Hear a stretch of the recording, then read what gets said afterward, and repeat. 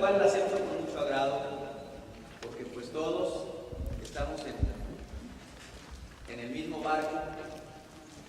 Aunque somos médicos, tenemos familiares también con Alzheimer y vivimos esta nueva realidad que nos ha llevado el envejecimiento de la población.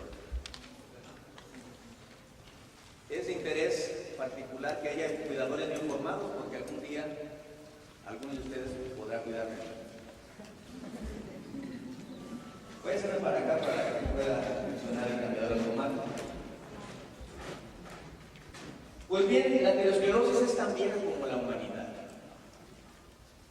Con el advenimiento de la tecnología se han hecho estudios tomográficos a momias egipcias de 5.000 años de antigüedad y se ha visto que ya padecían los egipcios estas placas de aterosclerosis en la aorta, de manera que no es una enfermedad nueva. Sin embargo, hay que tener en cuenta que entonces era excepcionalmente envejecer, que lo estamos haciendo ahora.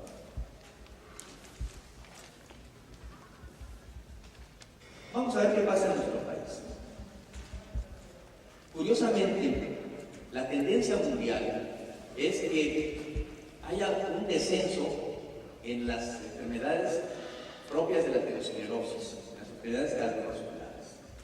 Los Estados Unidos y la Unión Europea han logrado detener e incluso hacer descender la incidencia de estas enfermedades por una mejor alimentación, por estilos de vida más sanos.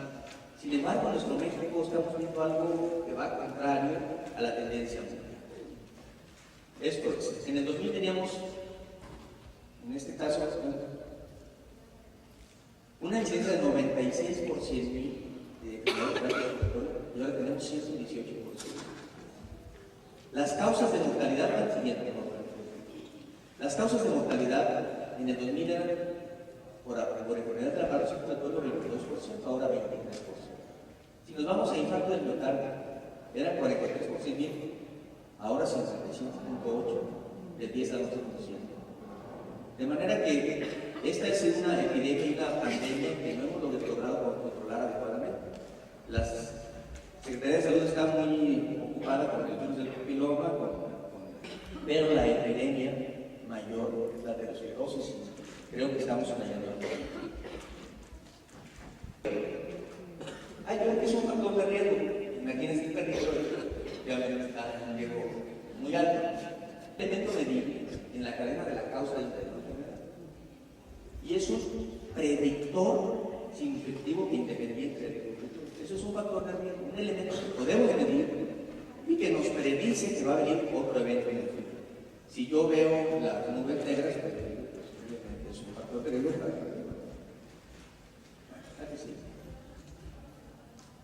Cuando hablamos del riesgo cardiovascular, ¿a qué nos estamos refiriendo? Vamos a referirnos a una sola enfermedad. Puede tener muchos nombres según el órgano donde se presenta, pero en esencia es una enfermedad de las arterias y se llama aterosclerosis.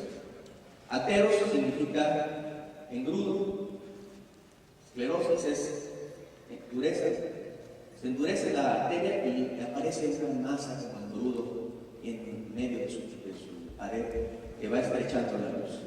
La que sigue.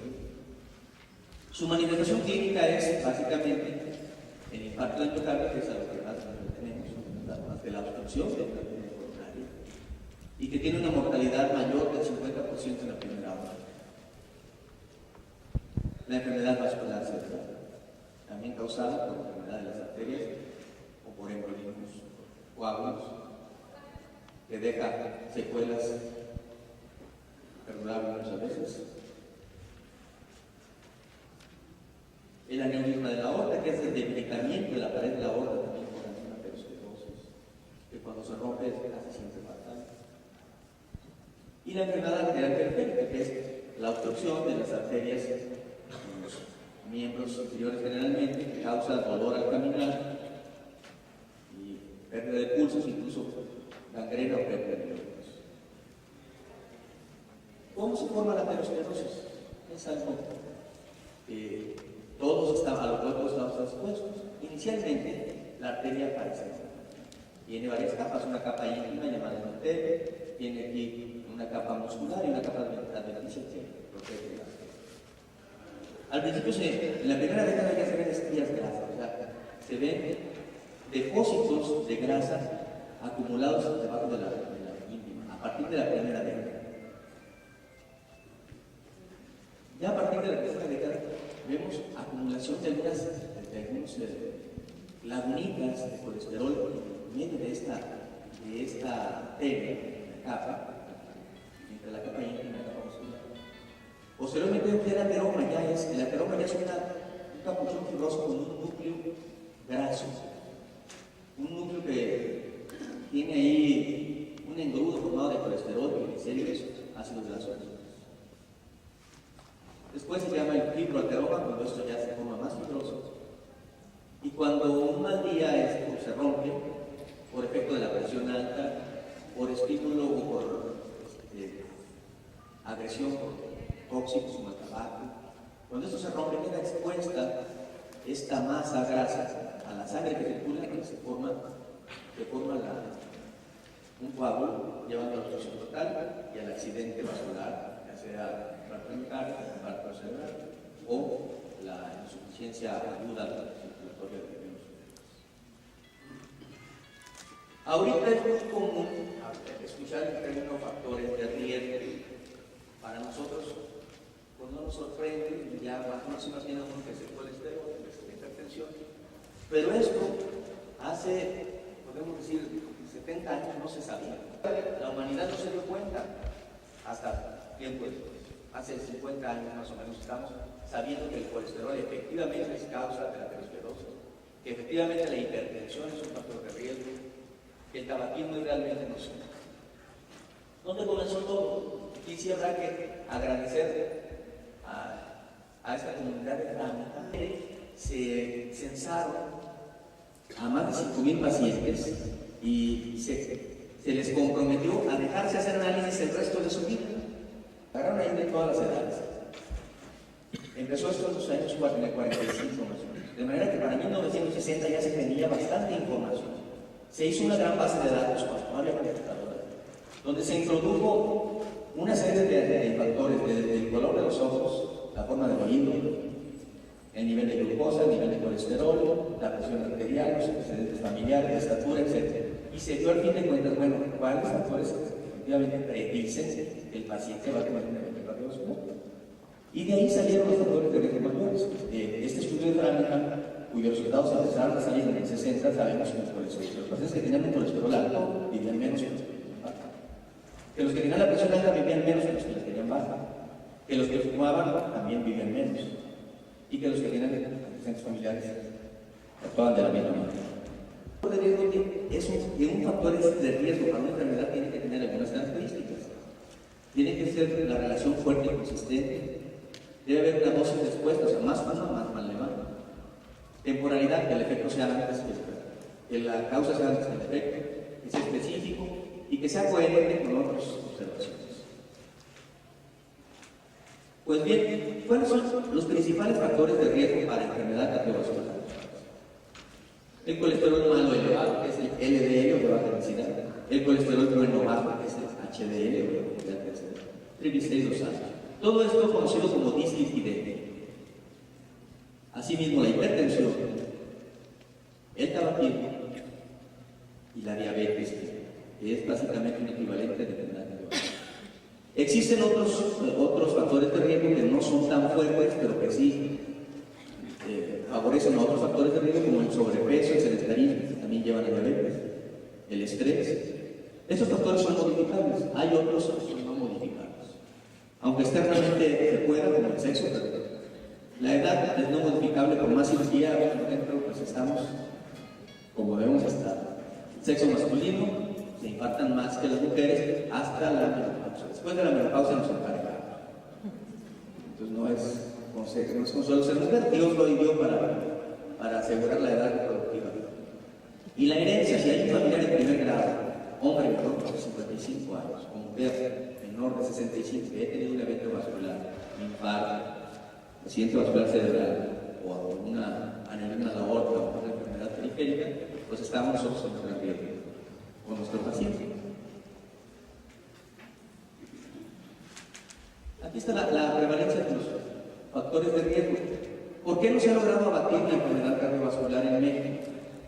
Simple y sencillamente porque nosotros imitamos muchas cosas de los vecinos de arriba, pero generalmente imitamos lo malo. Hemos imitado un estilo de vida mucho más sedentario, una cultura de la comodidad. Desde la aparición del automóvil hasta la aparición del control remoto nos ha llevado a una menor actividad y esto a una mayor incidencia y prevalencia de factores de riesgo. Curiosamente, ¿cuál es el factor de riesgo más prevalente en nuestra sociedad de México? El colesterol HDL bajo, el colesterol bueno bajo. Hay que recordar que tenemos un colesterol que ensucia las arterias y tenemos otra molécula que las limpia. La genética del mexicano es, curiosamente, es el perfil heterogénico, colesterol HDL bajo. El colesterol HDL bajo, este ya se ha mantenido más o menos igual porque se cree que es una cuestión racial. Sin embargo, se eleva con el ejercicio y con algunas medidas causales. El colesterol total más de 200, fíjense, en el 93, el 27% lo tenía, en el 2006 el 43%. La hipertensión en el 93 era 23%, en el 2006 el 30%. Síndrome metabólico. Cuando hablamos de síndrome metabólico, estamos hablando de un conjunto de factores de riesgo, que viene a ser obesidad abdominal, cintura mayor de 90 centímetros generalmente, mayor de 88, mayor de 94, triglicéridos altos, HDL bajo, hipertensión. Con tener 3 de esos factores tenemos síndrome metabólico. El 26% en el 93, ahora en la encuesta del 2006, 36%. Obesidad 21% en el 93, 30% en el 2009.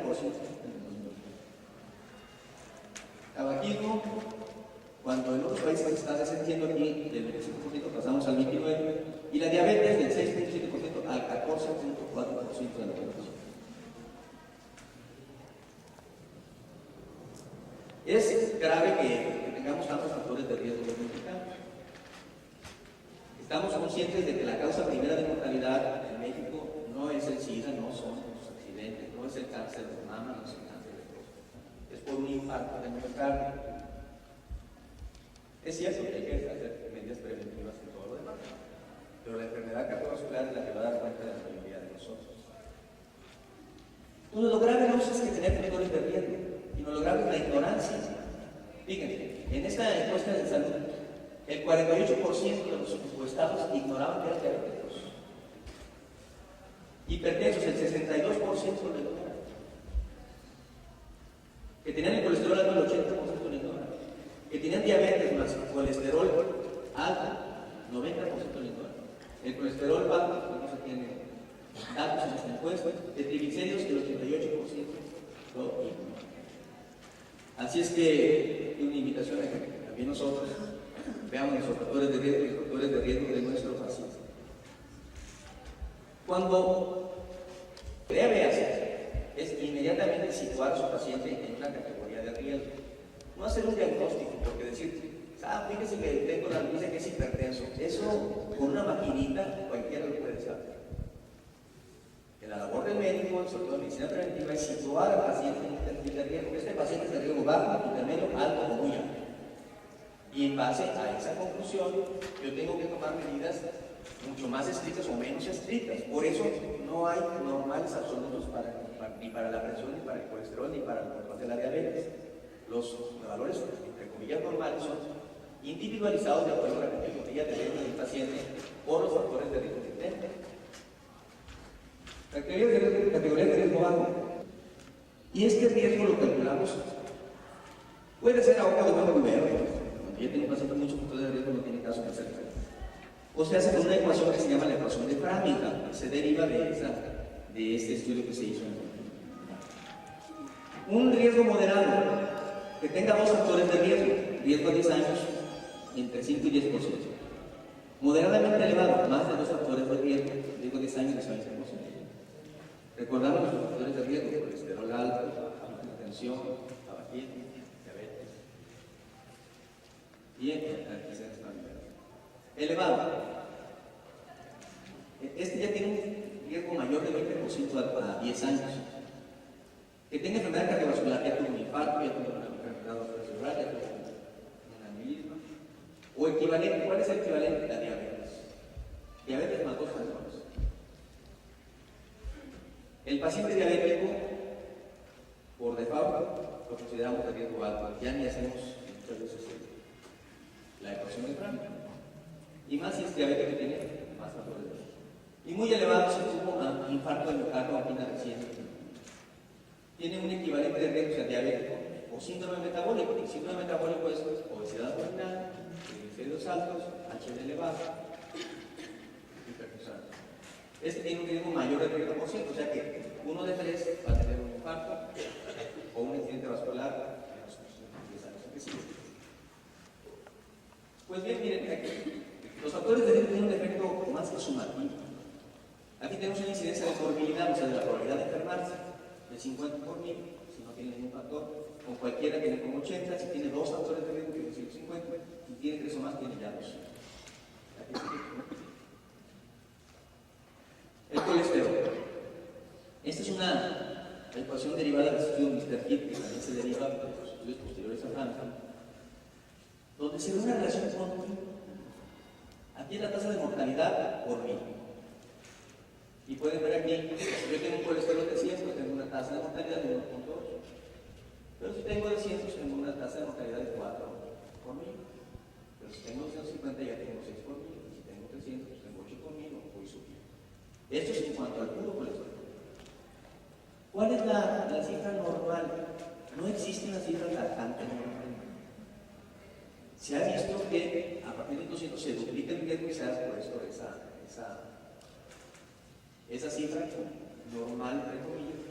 Eso les interesa más a las compañías de seguros, que son los especialistas en estos estudios de sobrevivencia. ¿A qué sigue? ¿No? Bueno. Entonces no hablamos de normal, hablamos de deseable. Hablamos de colesterol deseable. ¿Cuál es el colesterol total deseable? Menos de 200. Alto deseos hasta 239, igual o mayor que 240. ¿A qué sigue? Ese es el colesterol malo, LDL, de baja densidad, es el que penetra en la sangre. Menos de 100, óptimo. 100 a 199 es óptimo. 130, 199 alto. 660, 189 elevado, más de 190, muy elevado. Colesterol LDL, colesterol malo, mientras más bajo. ¿Sí? Colesterol bueno. ¿Cuánto es lo deseable? Bajo. Menos de 45. Perdón, aquí está. Es abajo menos de 45 en hombre y menos de 55 en mujer. Y es deseable más de 45 en hombre y más de 55 en mujer. Colesterol de alta densidad, HDL, high density. Mientras más alto, es decir, la relación entre colesterol total y HDL no debe ser mayor de 4.5. Bueno, si nuestro paciente tiene colesterol alto, si nuestro paciente es paciente que cuidamos, cambios en el estilo de vida. ¿Cuáles son esos cambios de estilo de vida o la adopción de un estilo de vida saludable? Menor ingesta de grasas saturadas, manteca o cerdo, la pizza, colesterol.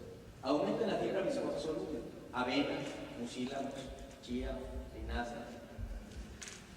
La dieta mediterránea es rica en aceite de oliva, en frutas y nueces, peces, sobre todo peces aceitosos, y panes integrales. Lograr el peso ideal, un índice de masa corporal menos de 25. El índice de masa corporal es peso con talla cuadrada. Y actividad física, 30 minutos, 4 o 5 veces por semana, por lo menos. Sé que es lo más difícil de hacer en un paciente con demencia, madre con demencia, y ese es el problema de todos los días, pero gracias a Dios mi hermana ha estado siempre al pendiente y hacemos que mueva un poquito los pies. Y el tratamiento farmacológico, no olvidarlo.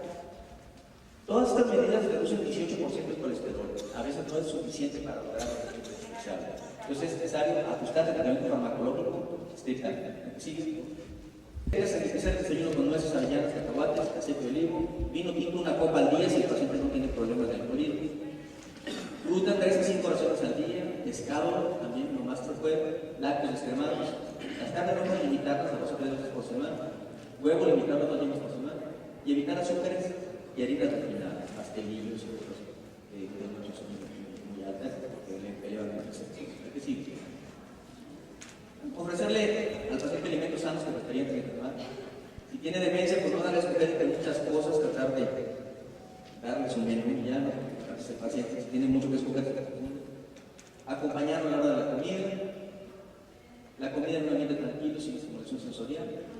Si ya se le olvidó que comió, pues pesca de fruta, no le vaya a ofrecer chocolate de pan. Y mientras pueda, permítanle que se alimente por sí mismo, que coma con la mano, si la comida está adecuada para él. ¿A que sí? Importante al paciente con demencia, el paciente se le olvida tomar agua, entonces hay que estar pendiente también de sus líquidos. La hora de su comida debe ser rutinaria con horario fijo, no le des coger muchas cosas, quite el salero de la mesa o escóndalo, deje que coma con los dedos si le comienza a coger y no le apresie. ¿A que sí? Hay que reforzar y premiar el cumplimiento cuando come un alimento sano o algo que normalmente me gusta que reforzarlo, alabarlo, implicar a toda la familia y amigos. No darle una comida al paciente, tú cómete tu avena en agua y yo me como mi torta ahogada delante de ti.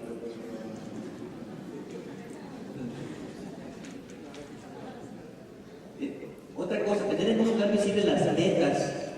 Cuando yo estoy cuidando el riesgo cardiovascular del paciente, tiene colesterol alto, yo tengo que tener la meta, no puedo estar a ciegas. Quiere mi doctor que monitorizarlo frecuentemente. Solicítele al médico un régimen simple y claridad de tratamiento. Doctor, ¿cuánto es lo que debe tener de colesterol? Porque a veces cuando con el médico platico de todo y sale sin tener una idea clara de la meta. Acudir con puntualidad a las citas médicas y anotar en un lugar visible las citas. ¿Qué sigue? Parábamos en las instalaciones, comida suave, de apoyo, ¿qué sigue? Bueno, la hipertensión se define generalmente como cifras mayores de 140 y se puede clasificar por la base al daño que produce o a los órganos que dañan. ¿Qué sigue? La hipertensión también aumenta la mortalidad, mientras más alta el paciente menos vive. Es algo que está totalmente definido, por eso es la que sigue. Se habla de normal más de 120 y menos de 80. En nuestro paciente, generalmente, si es anciano, vamos a andar con una cifra de 140 90. Aquí tenemos que más de 140 90 ya a la hipertensión. ¿A qué sigue? Otro. Los objetivos: conseguir una presión menor de 140 90. En diabéticos hasta 130 80. Pero en pacientes ancianos hay que intentar bajar, porque si tienen un infarto, requieren cierta presión para tener cierta reducción en sus órganos, que ya tienen fluido las arterias.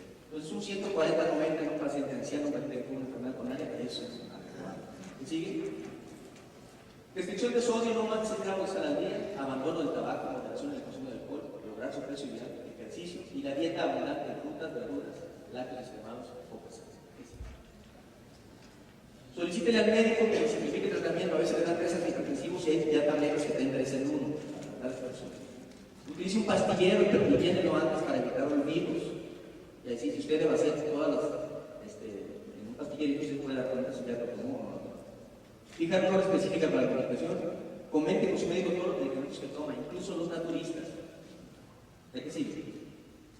Aclare cuáles son las metas. Tenga un aparato para tomar la presión, especialmente de brazalete, y anote todas las presiones que le tomen, no es más o menos. Pacientes ancianos, tomen la presión sentado y de pie. Si baja más de 20 milímetros de mercurio, hay que hacer un ajuste porque el paciente puede marearse. Se llama hipotensión postural. Así. Efectos secundarios que hay que estar pendiente porque el paciente a veces no lo percibe como causa del medicamento. Captopril, no se terminan en PRIL, en enalapril, 2. Nifedipin, no se terminan en nifedipin, amlodipin, entonces hinchazón. Diuréticos, calambres por potasio bajo o desorientación porque les baja el sodio. Muchas veces el paciente está desorientado con una demencia y se le bajó el sodio por los diuréticos. Metoprolol, todos los que tienen prolol, metoprolol, propranolol, ritmo cardíaco lento, mareos, fatiga, desmayos, espasmo de los bronquios, alucinaciones. ¿A qué sigue? La técnica para tomar la presión en un ambiente tranquilo, con el brazo apoyado, sin haber tomado café ni fumado 30 minutos antes. Y una salida de tomar. Bueno, el tabaquismo creo que no hay que abundar mucho, es la principal causa prevenir de muerte más importante. El riesgo de infarto miocardio es 3 veces mayor en fumadores. Consecuencias, todas las anteriores. Desde enfermedad pulmonar, enfermedades cardiovasculares, hasta la misma demencia. Todos los factores de riesgo se han implicado también como causa de demencia.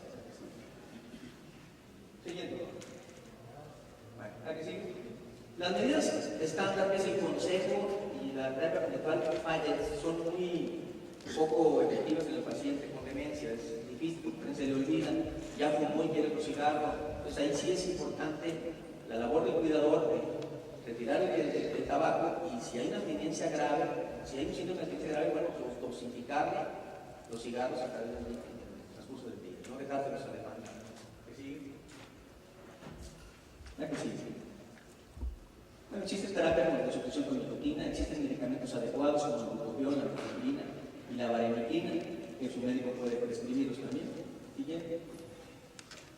La diabetes también es una enfermedad, es el factor de riesgo más importante de todos, porque le da traste a cualquier órgano importante, atacando directamente la microcirculación. ¿La que sigue? 3 de cada 4 pacientes diabéticos son hipertensos, en el estado de 40% de los que tienen infarto cerebral son diabéticos, y es la principal causa de diabetes. El factor principal es la obesidad, la historia familiar.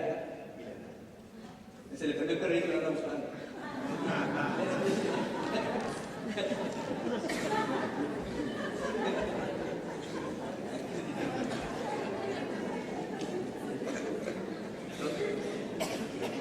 ¿Qué coincidencia es esto?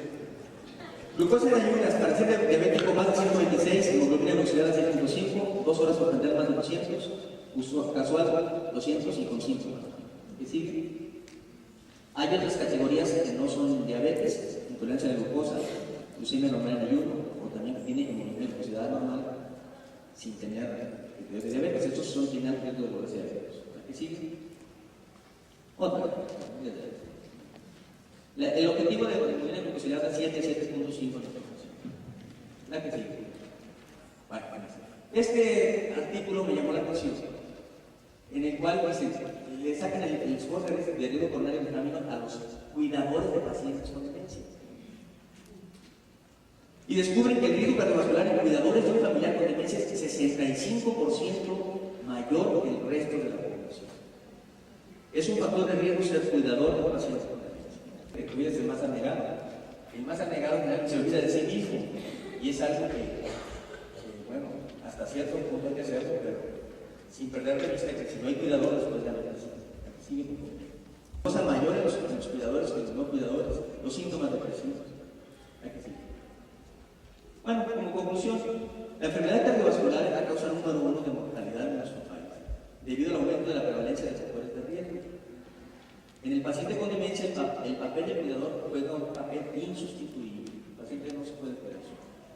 El cuidador está expuesto aún más a los factores de riesgo coronario que el resto de la población. Entonces, cuidador, si quieres seguir sirviendo, cuídate a